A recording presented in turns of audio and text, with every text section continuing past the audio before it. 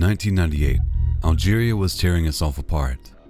They called it the Black Decade, a civil war between the government and Islamist insurgents that left villages burned, families shattered, and nearly 200,000 people dead.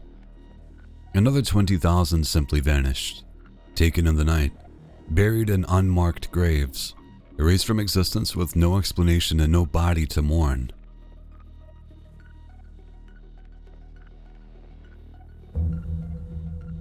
In the town of El Gudud, a 17-year-old named Omar bin Amran left home one morning to attend vocational school. He never arrived. His family searched. They asked questions. They did what thousands of Algerian families were doing at the time. They prayed, and they waited. And eventually, they accepted the most likely explanation. The war had taken him. He was gone.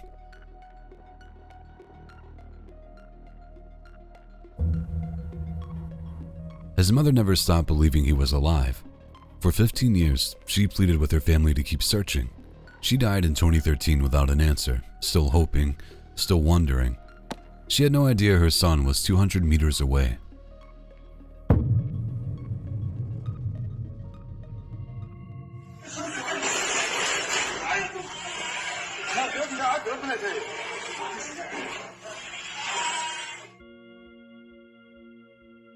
Omar wasn't buried in a mass grave.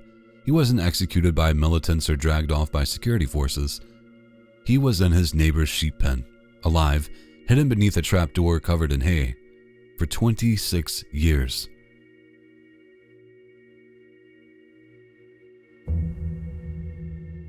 The neighbor was a 61-year-old civil servant, a quiet man who lived alone, kept to himself, and was known in the community for one small oddity. He always brought enough food for 2 people. Omar's family dog seemed to know something was wrong. After the disappearance, it lingered near the neighbor's property for weeks, refusing to leave. Then, one day, the dog was found dead outside the family's home, poisoned. Authorities now believe that the neighbor killed it out of fear that the animal would give him away.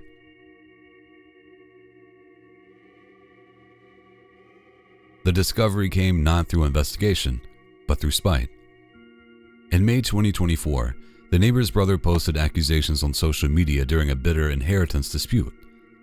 Among the claims was a sentence that changed everything. His brother had been hiding someone for decades.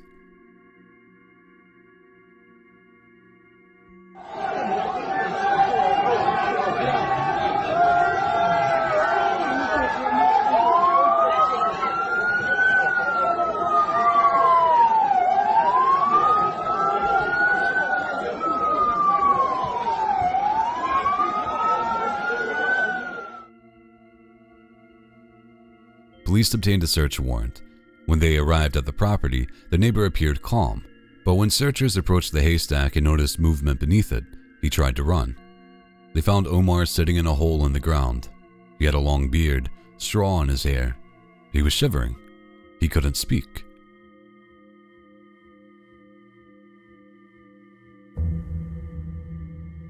Later, he would tell investigators something that still haunts everyone who hears it. He said he could see his family through a small opening in a cell. He watched them come and go. He heard them call his name in the years after he disappeared, but he couldn't respond. He described it as a force inside him, something he couldn't explain, that prevented him from crying out. Some call it psychological captivity. Others call it something darker. Omar called it a spell. He learned of his mother's death while in captivity. His captor told him. 8 people have now been charged in connection with the case. Omar is receiving medical and psychological treatment. He is learning to use the cell phone. He is meeting nieces and nephews who were born after he disappeared. He refuses to discuss the details of his 26 years underground. His family thought the war took him. The country moved on. Peace agreements were signed, memorials were built. And the whole time, he was right there, close enough to hear them. Too broken to call out. Some people disappear and are never found. Omar bin Amran was found, but he was never really missing. He was just next door.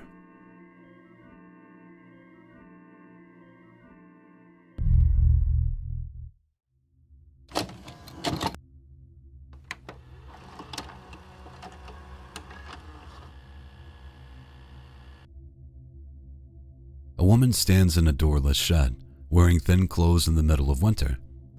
Her hair is matted. Her cheeks are streaked with mud. Around her neck is a chain, bolted to the wall behind her.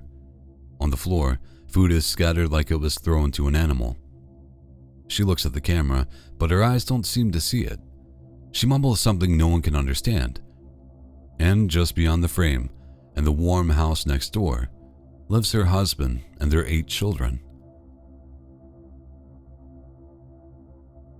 把你妈妈照顾好。我天天给他送饭吃。哦，天天给他送饭吃是吧？你就是家庭的男子汉，男子汉，男子汉。嗯。你好。冷吗？不冷。我给你拿个衣服穿上吧。我给你拿个衣服穿上吧。我给你拿个衣服去，好不好？我给你拿件衣服。我看你咱有爱心人士捐出的衣服，我给你拿一件。你这饭凉了吗？饭凉了吗？你能不能我这样说话，你能不能听懂？我跟你说话能听懂吧？不能。是不是？我不行，是不是能听懂一点点？我跟你说话。不能是吧？不能把这筷子放下，这个饭还是能吃吧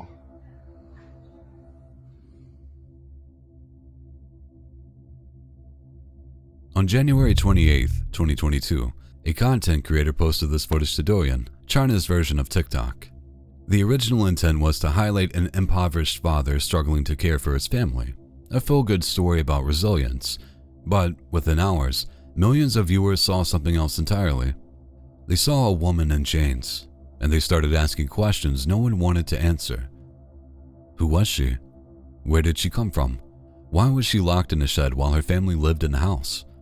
And how had she given birth to 8 children under a national policy that, until recently, allowed families only 1? Local government's first response came within days. They said that her name was Yang, that she was illegally married, that her mental illness made her violent, and the chain was to protect others. There was no trafficking, they insisted, nothing to investigate. The internet didn't believe them.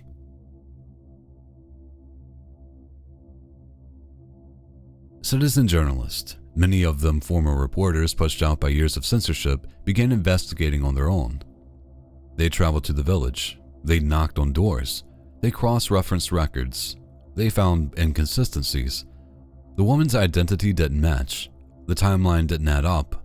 Neighbors whispered about things they had seen for years but never reported. Within 2 weeks, the government issued a second statement, then a third, then a fourth. Each one contradicted the last. Her name changed, her origin changed. The story of how she arrived in Feng County changed. By February, provincial authorities had taken over the investigation and confirmed what millions already suspected. She had been trafficked.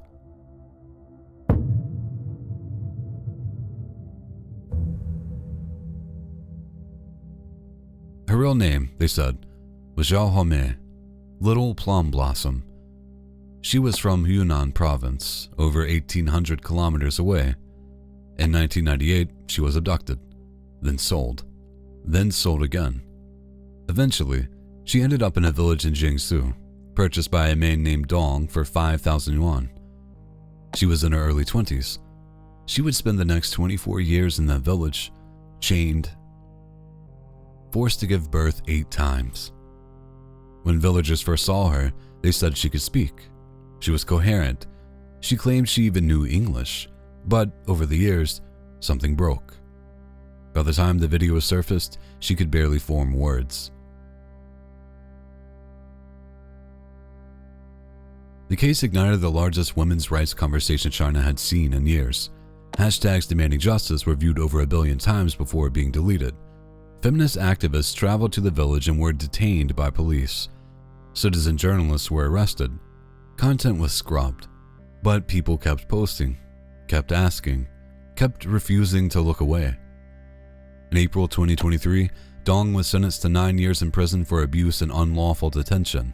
5 others involved in her trafficking received sentences of up to 13 years. But many pointed out what wasn't changed.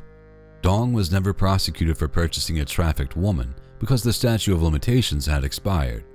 He was never charged with rape, despite fathering 8 children with a woman who could not consent.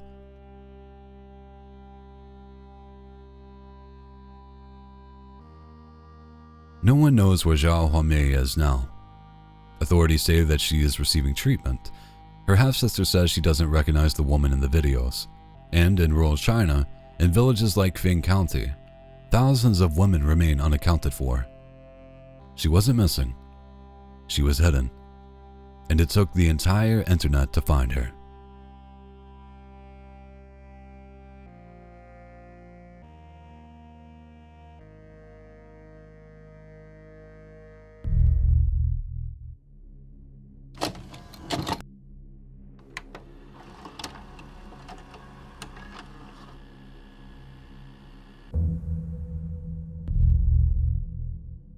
On the morning of May 17th, 2024, a 17-year-old named Troy Coleman told his grandfather he was going to the store. He walked out the front door of his home in Flint, Michigan, and never came back. His father, Weston, returned from a dentist appointment 2 hours later and immediately knew something was wrong. Troy wasn't in the neighborhood. He wasn't answering his phone. By nightfall, police were filing a missing persons report. By the following week, Weston was driving through every street in the city, searching for a son who had vanished without an explanation. Troy had schizophrenia. He experienced hallucinations. He needed medication he didn't have with him. And according to surveillance footage, he hadn't gone to the store at all. He had taken a city bus to a local mall, spent the day there, and at some point during the early hours of May 18th, he boarded a Greyhound bus headed for Atlanta. His name was never entered into the system. From that moment on, his family had no idea where he was. Weston found searches on Troy's computer. Key West, Florida, famous people. Something in his son's mind had convinced him to travel over 1,000 miles from home with $600 in his pocket and nothing else. Weston drove to Key West with a friend. They searched for 7 days. They found nothing. Back home, the case went cold. Weeks passed. The police shifted their classification. Troy's brother later described it as being put on homicide. The family began to accept the possibility that he was dead. A teenager with untreated mental illness, alone in a state he didn't know, with no money and no way to call for help.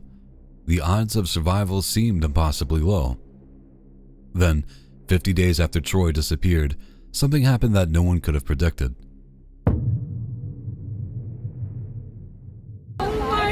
Yeah, we got 50 people.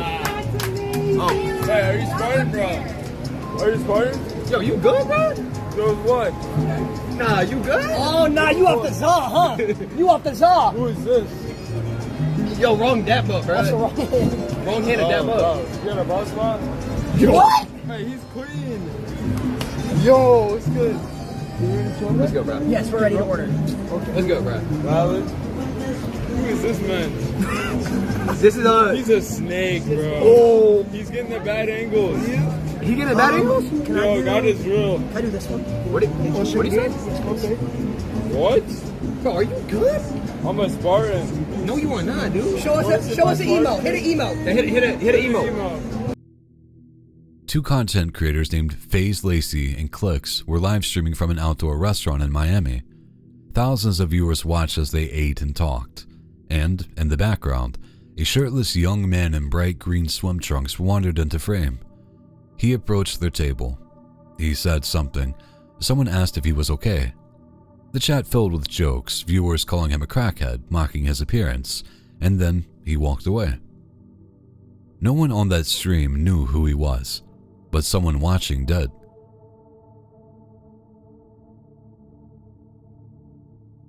A viewer who had seen Troy's missing poster recognized him and contacted his brother, Trent. Trent emailed the streamer. Weston called the Miami Beach Police Department, and within hours, officers were searching the streets where the live stream had been filmed. They found Troy the next day. He had been robbed in Atlanta. He had made his way to Miami with nothing. He had been arrested twice for sleeping in parks and stealing food, but refused to give his real name. His skin was burned raw from weeks in the Florida sun. His hair had bleached white from exposure. He was exhausted, malnourished, and still experiencing symptoms of untreated psychosis.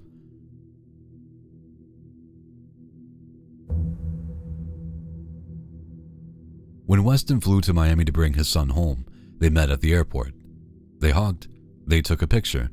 Then Weston turned around, got back on the same plane, and flew home with a son he thought he'd never see again. Troy was hospitalized in Florida, then transferred to a facility in Michigan. His father described the weeks of searching as a mental and physical beatdown. His son had survived on the streets for nearly 2 months, invisible to everyone except the internet. He wasn't rescued by police. He wasn't found by a search party. He wandered into a live stream, and someone watching happened to remember his face. Sometimes that's all it takes. Sometimes that's all you get.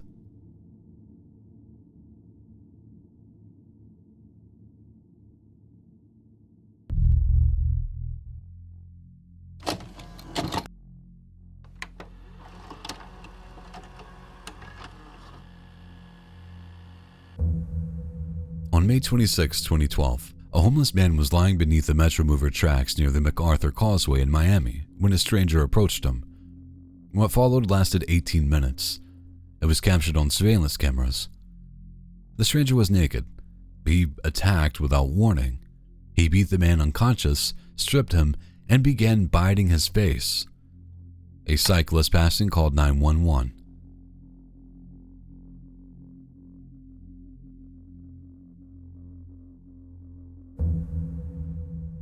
When police arrived, the attacker wouldn't stop. An officer shot him once. He kept going. It took 4 more bullets to end it. By then, the victim had lost his nose, his left eye, and most of the skin above his beard. His right eye was damaged beyond repair. He would never see again. The early coverage called it a zombie attack, blamed it on bath salts, turned it into a meme. But toxicology reports found only marijuana in the attacker's system. No bath salts, no synthetic drugs.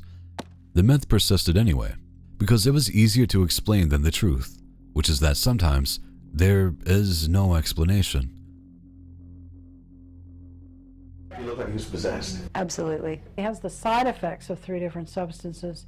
Ritalin, which is used for ADD, cocaine, and amphetamines. The combination of all 3 mimics speed and causes the body's temperature to rise, which may explain why at least a suspect in Miami was naked during the attack. It also sends the body into an excited rage. For somebody to do what this fellow did, it's pretty, he had to be like totally out of control. The David Lawrence Center, which is a Naples drug treatment center, has seen a number of cases in the past 18 months.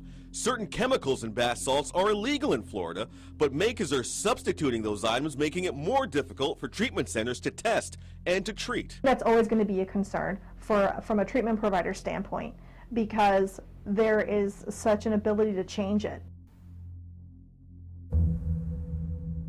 But while the world fixated on the attacker, almost no one asked about the victim. Who was the man on the ground? Where did he come from? Did anyone know he existed? His name was Ronald Popo. He was 65 years old, and his family had assumed he was dead for decades.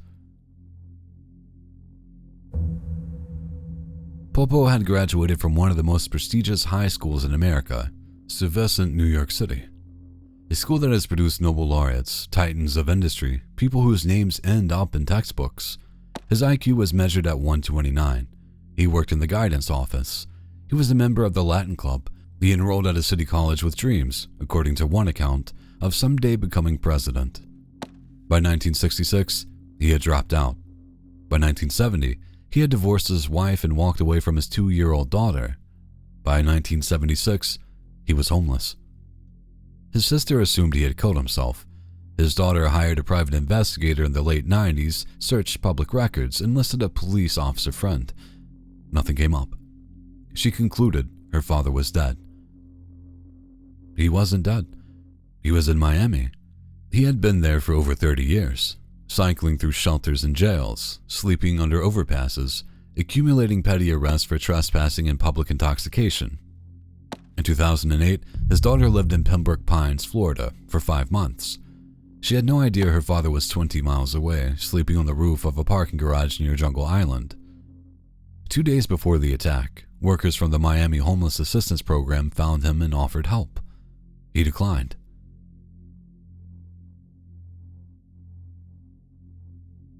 The world learned his name because of violence. His sister learned he was alive because she saw him on the news. His daughter received a phone call from a reporter asking if she knew the victim was her father. She had to call her mother to confirm. Ronald Popo survived. He was transferred to a long-term care facility where he remains today. He gained 50 pounds. He learned to dress himself, to shave, to navigate without sight. He picked up a guitar for the first time in 40 years. He listens to Miami Heat games on the radio. When asked about the man who attacked him, he told his nurses, "I'm sure that man had a bad day that day." His doctors offered to reconstruct his face. He said no. What for? I'm not going anywhere. No family members have visited him. He speaks occasionally with his sister by phone. His daughter, the one who searched for him and gave up, has not publicly said whether she ever made the trip. For 36 years, Ronald Popo was missing in plain sight. Not in a basement, not in a foreign country. Just invisible, the kind of person you step around on the sidewalk. It took the worst day of his life for anyone to see him again. And by then, there was almost nothing left to see.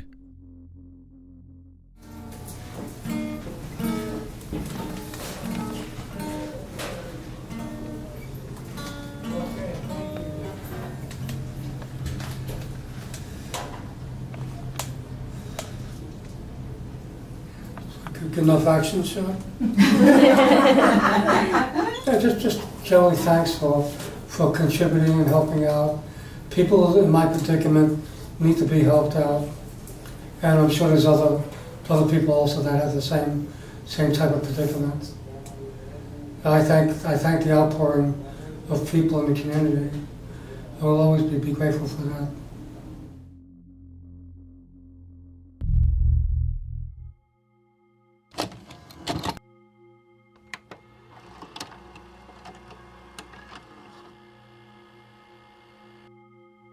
The fisherman thought it was a log.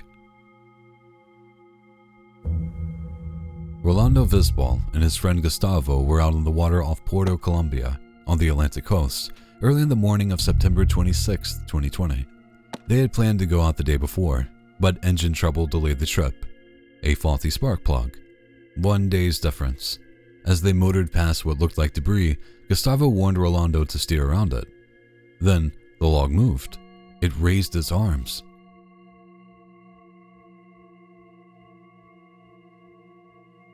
It was a woman, floating on her back in a rubber ring, unresponsive, eyes closed, nearly 2 kilometers from shore.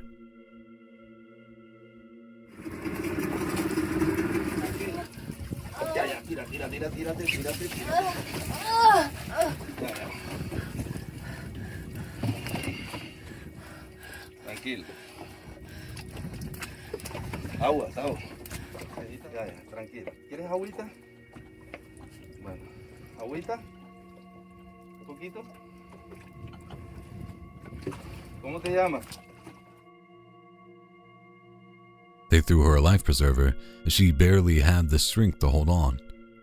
They pulled her into the boat, tried to speak to her in Spanish, then English. She didn't answer. When they gave her water, she began to cry.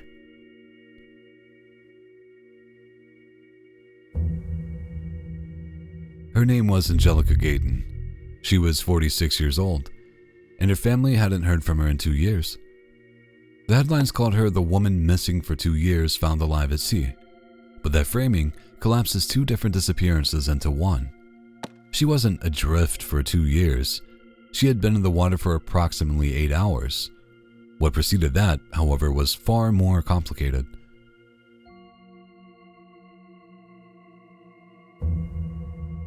According to Angelica, she fled an abusive relationship in September 2018 after her partner broke her face and tried to kill her. She wandered the streets of Barranquilla for 6 months. Eventually, she found shelter at a woman's refuge. But when she was recently forced to leave, she borrowed money for a bus ticket to the coast. She walked into the sea and let it take her. "I wanted to end everything," she later told Colombian radio. "I had no help from anywhere."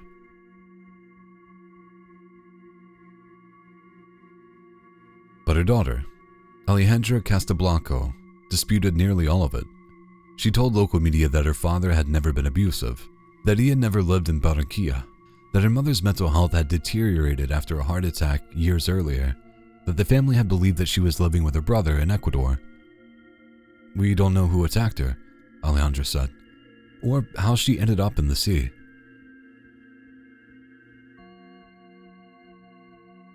What is confirmed, Angelica was found suffering from hypothermia and exhaustion. She was taken to a hospital and later reunited with her daughters, who began raising money to bring her back home to Bogota. Police opened an investigation into the circumstances of her disappearance and rescue.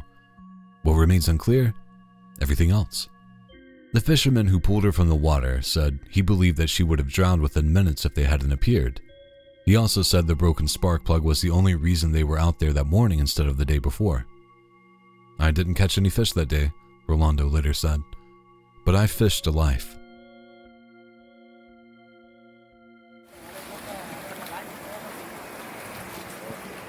Hey, una silla, tráete una silla, rápido, rápido. Hey, la encontré a 3 kilómetros, marica, nadando, ya casi ahogándose. Rápido, rápido, rápido, siéntala. Eso, eso. Ahí bien. Y la ambulancia vendrá ya. Ya viene, ya. Dale, métele los pies. Métele más adentro, métele el cuerpo más adelante. Ey, alguien que vaya atrás con ella.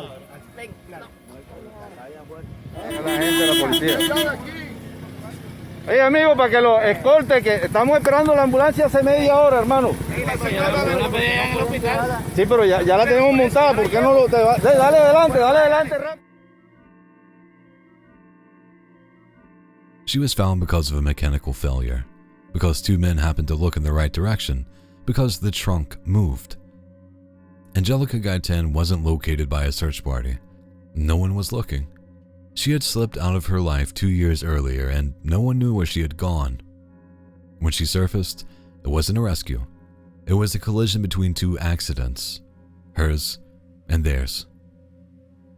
I think that's enough for today. If you're into these kinds of stories, there's another video you might want to watch. Have a look.